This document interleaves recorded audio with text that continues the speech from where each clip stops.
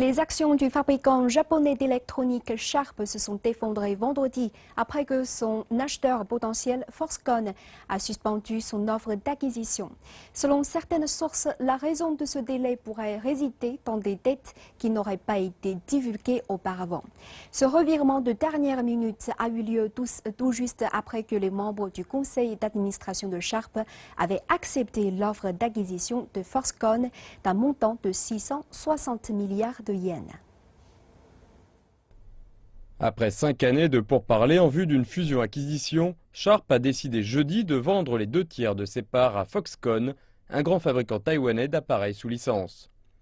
Foxconn a cependant déclaré, quelques heures à peine après l'annonce de Sharp, qu'il ne signerait pas l'accord. Foxconn n'a pas donné davantage de précisions concernant ce délai, mais des sources affirment que le groupe japonais compterait des dettes se montant à plusieurs centaines de milliards de yens. Le choix de se tourner vers un investisseur étranger n'avait pas été une décision facile à prendre pour Sharp, une marque centenaire et l'un des fleurons des technologies nippones. J'ai entendu dire que Sharp se trouvait dans une situation financière difficile depuis déjà un certain temps. Accepter des acheteurs étrangers est probablement le choix le moins mauvais. Il y a quelques dizaines d'années, le Japon avait recours à de nombreux fonds pour acheter des avoirs américains. À présent, la situation s'est renversée. J'espère que cette marque ancienne pourra traverser cette passe difficile. Foxconn est le principal fournisseur d'Apple, ainsi que le plus grand constructeur de produits de consommation électronique au monde. Il souhaite développer ses activités vers les écrans OLED grâce à la technologie maîtrisée par Sharp. Mais selon les experts, un accord gagnant-gagnant ne sera pas si simple à obtenir.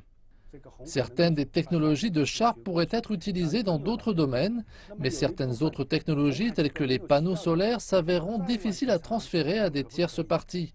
De plus, ces entreprises japonaises possèdent de nombreux employés, des dettes et des équipements. Ce sont ces raisons qui rendent la transformation difficile. Selon des experts, si l'accord devait se poursuivre, il accroîtrait la position de Foxconn en tant que principal fabricant contractuel d'Apple. Il permettrait également à Sharp de démarrer une production en masse d'écrans OLED d'ici 2018, ce qui correspondrait au moment où Apple devrait adopter la prochaine génération d'écrans pour ses iPhones.